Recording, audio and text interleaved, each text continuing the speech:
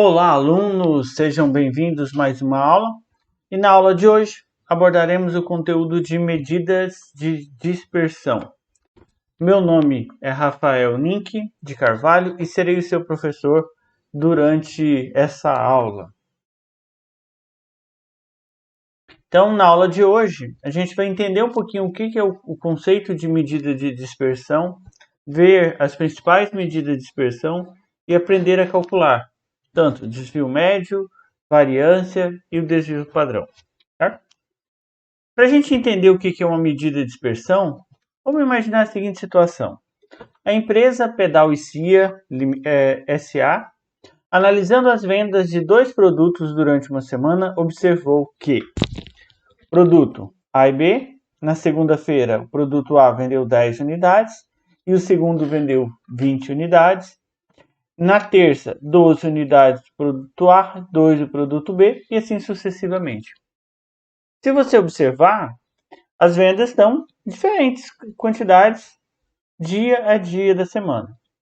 Qual que vendeu mais, qual que vendeu menos?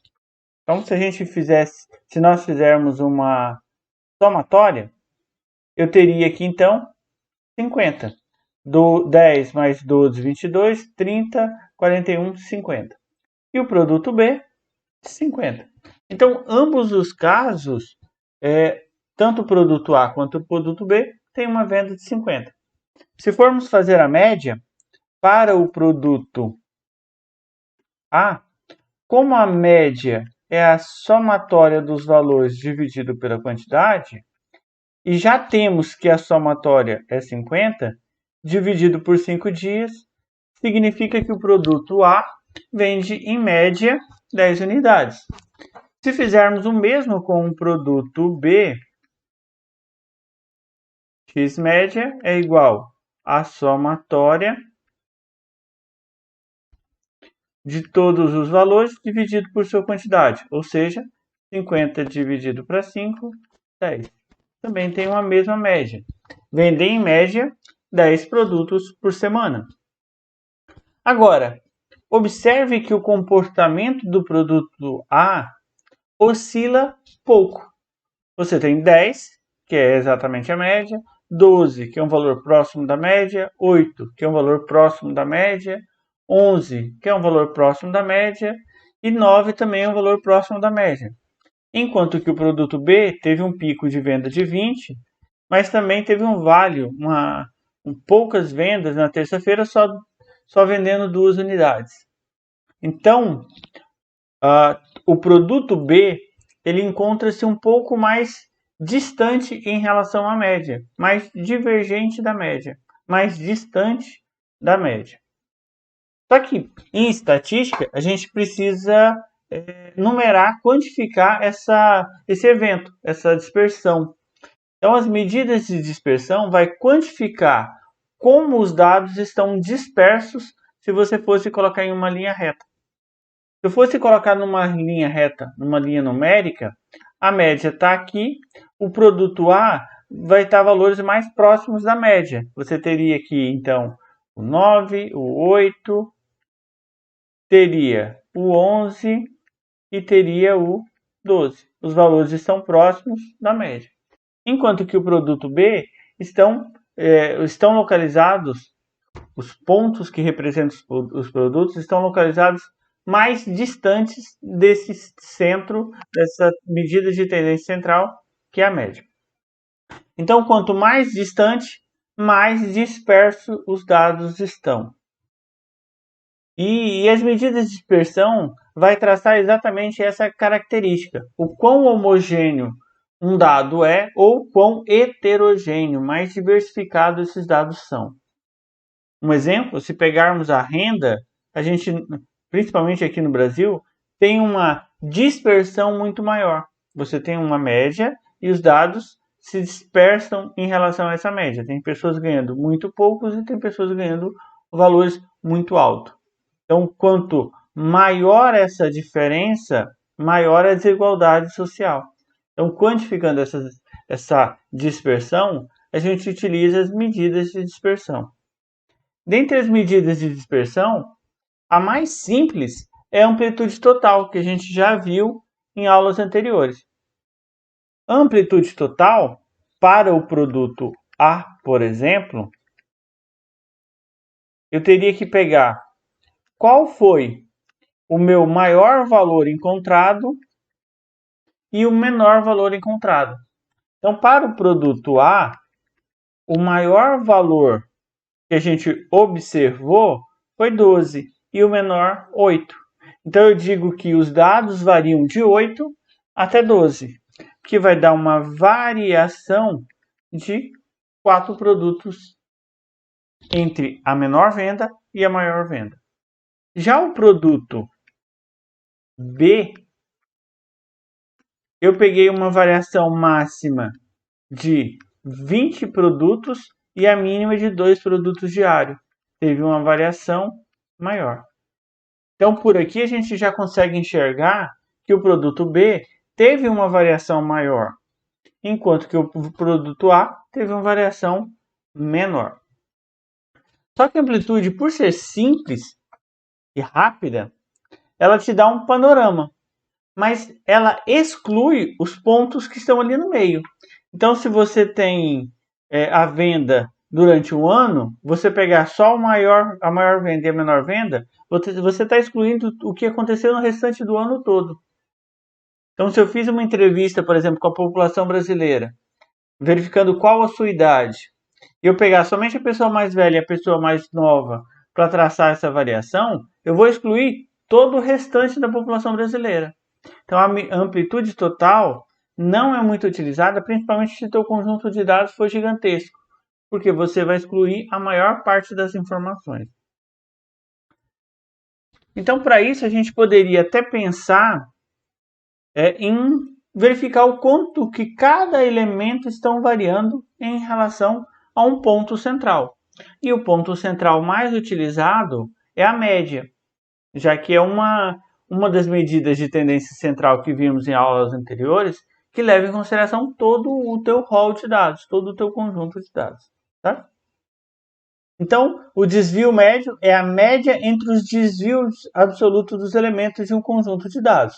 Ou seja, eu vou pegar a diferença absoluta entre esse elemento e a média aritmética do conjunto. E faço o desvio dele, e aí faço em seguida a média. Vejamos o exemplo para o produto A. Então, o produto A eu sei que na segunda vendeu 10 unidades, na terça vendeu 12 unidades, na quarta 8 e assim sucessivamente. Se eu fizer a média, e a gente já fez, poderíamos observar que a média é 10. Então, se eu pegasse aqui, 10 menos 10, ficaria 0. Ou seja, na segunda-feira, a quantidade vendida foi exatamente a média. Já na terça-feira, eu vendi 12. Se eu observar em relação à média, eu vendi 2 unidades a mais que a média. Na quarta-feira, eu vendi 8 menos 10 vai dar menos 2. Ou seja, eu vendi 2 produtos a menos que a média da venda da semana. E fazendo isso para os demais dias, eu tenho que na quinta eu vendi um produto acima da média e na sexta-feira eu vendi um produto abaixo da média. Certo? Por isso que apareceu esse negativo. Negativo, abaixo da média, positivo, acima da média. Então, por aí eu já tenho um panorama de como esses dados estão distantes da média. Só que eu fiz elemento por elemento. Então, eu não tenho um valor para representar esse conjunto todo, essa variação toda. Se eu tentasse somar essas variações, 0 mais 2 dá 2, menos 2 dá 0, mais 1 dá 1, menos 1, 0. Então, não vai dar para fazer muita coisa. Então, imagine se, ao invés de eu pegasse esse valor negativo, eu pegasse o módulo dele, ou seja, o valor positivo. Então, eu teria aqui, 0 jogando no módulo, que essas duas barras, vai ser 0.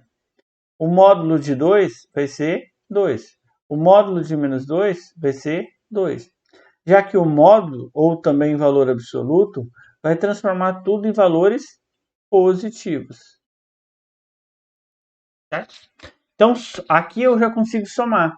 0 com 2, 2, com mais 2, 4, com mais 1, 5, com mais 1, 6. Então, o desvio médio é a média desses desvios. Então, o desvio médio vai ser a somatória de toda essa coluna xi menos x barra, que é a média, que deu 6, dividido pela quantidade de linhas, de elementos, de dados coletados, 5. Então, eu tenho que o desvio médio foi de 1,2. Então, o desvio médio, apesar da gente estar vendo dentro de medidas de dispersão, ele se aproxima da medida de tendência central, porque a gente está vendo o quanto que ele se distancia dessa tendência central, tá? Então, quando eu digo que eu tenho uma variação de 1,2, um desvio médio de 1,2, eu estou dizendo que os meus dados, em média, estão a 1,2 produtos da média durante essa semana. Tá? Então, tem uma oscilação pequena. Se eu fosse fazer o mesmo com o produto B, ele ia dar um desvio médio de 5,2. Por quê? Como a gente viu lá no exemplo anterior, o desvio médio representa o quão distante esses valores estão da média, e aí eu pego essa distância e faço a média dela. No primeiro conjunto, eu tenho dados mais próximos da média, então o desvio médio deu menor do que no segundo caso, que eu tenho valores mais distantes da média. Então eu poderia dizer, por exemplo, com base nessa informação, que o conjunto A é menos disperso do que o conjunto B. Ele é mais homogêneo que o conjunto B. Certo? As medidas de dispersões mais utilizadas são a variância e o desvio padrão. A variância é a medida de dispersão que explicita o quão distante cada valor do conjunto está de um valor central, que é a média aritmética. E ele é dado pela expressão S ao quadrado, que é a nossa variância, é igual à somatória de cada valor menos a média ao quadrado, então o quadrado da diferença entre o valor observado e a média, dividido pelo número de observações, ou seja, número de dados. Então vamos imaginar novamente aquela situação do produto A e B e vamos verificar qual seria a variação para o produto A, a variância do produto A. Então, similar ao que fizemos com o desvio médio, eu vou pegar o valor observado menos a média. A gente já sabe que a média desse conjunto é 10, como foi feito anteriormente, que vai dar 0. No segundo caso, 12 menos 10, 2, e assim sucessivamente. Menos 2, 1, menos 1. Negativo, porque está abaixo da média. Vou fazer isso ao quadrado. 0 ao quadrado, 0. 2 ao quadrado, 4. Menos 2 ao quadrado, 4. 1 ao quadrado, 1. Menos 1 ao quadrado, 1. Seguindo a nossa expressão, eu preciso fazer a diferença, depois elevar ao quadrado. Então, ó, fazemos a diferença, depois elevamos ao quadrado. Fizemos a diferença, elevamos ao quadrado. O que eu preciso fazer depois? A somatória. Então, eu vou somar esses valores. 4 mais 4, 8, mais 1, 9, mais 1, 10. Então, a expressão somatória tem valor 10. Então, a variância vai ser igual a 10 dividido pelo número de observações, ou seja, 1, 2, 3, 4, 5. Logo, a minha variância é igual a 2. Então, eu já tenho a variância do produto A. Quanto maior a variância, mais os dados estão dispersos em relação à média. E se fizermos isso para o produto B, a gente consegue observar a distância que ele está da média, já que eu tenho S ao quadrado igual a 37,2, ou seja, a variância para o meu produto B. Então, enquanto que o A, os valores estão mais próximos da média, teve uma variância 2, o outro, quanto maior, como ele estava muito distante da média, deu uma variância de 37,2. Tá? Só que como a variância é uma medida estatística, eu não posso simplesmente achar que, já que deu 37,2, é porque eles estão dentro de uma faixa de 37,2 abaixo da média ou acima da média. Ela é uma medida estatística. Tá? O que mais se aproxima disso é o desvio padrão. Eu vou pegar a minha variância e vou passar essa raiz como esse expoente ao quadrado que estava na variância, passando como raiz. Então, a gente diz que o desvio padrão é exatamente a raiz quadrada da variância.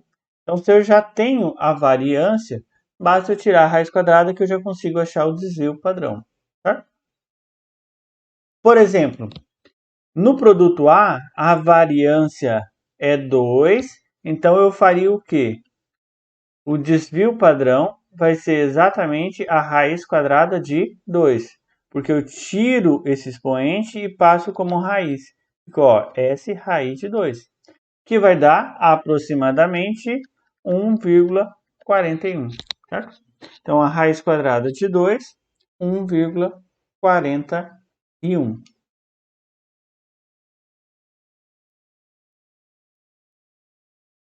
Já para o segundo caso, se eu tirar essa potência e passar como raiz para lá, então ficou S é igual a raiz de 37,2.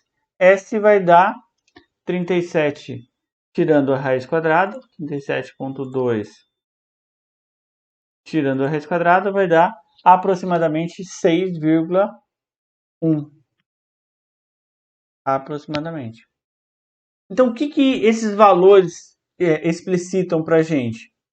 Como no produto a média foi 10 e o desvio padrão foi de 1,41, significa que a maior parte dos dados está a 1,41 a menos da média e 1,41 acima da média.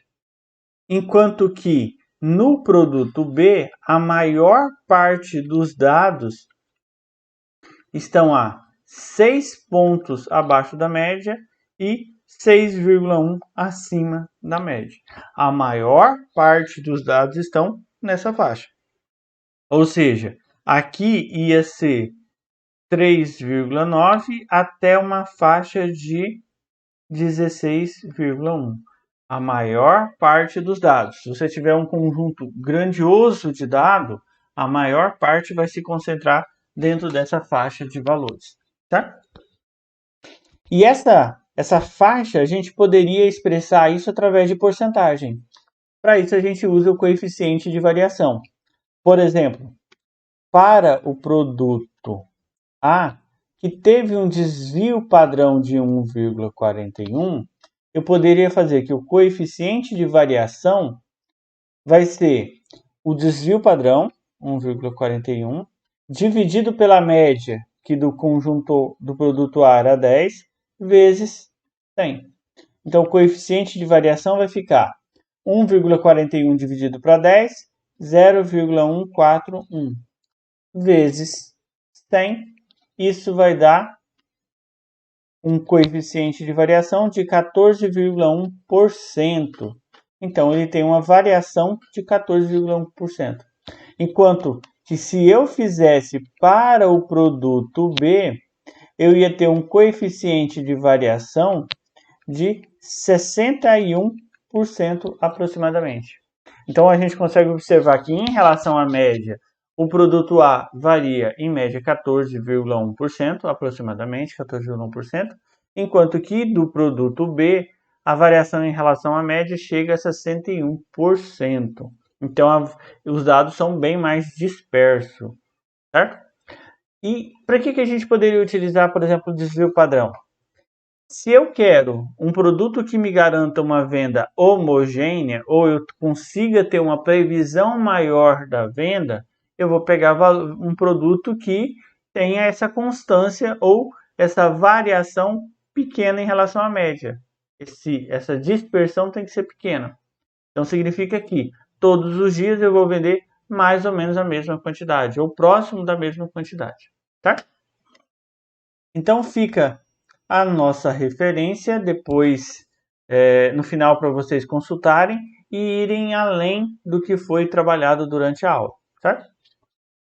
Vale fazer uma ressalva que alguns autores utilizam nomenclaturas diferentes e, além disso, o desvio padrão e a variância que estudamos foi levando em consideração uma pesquisa populacional, estatística descritiva.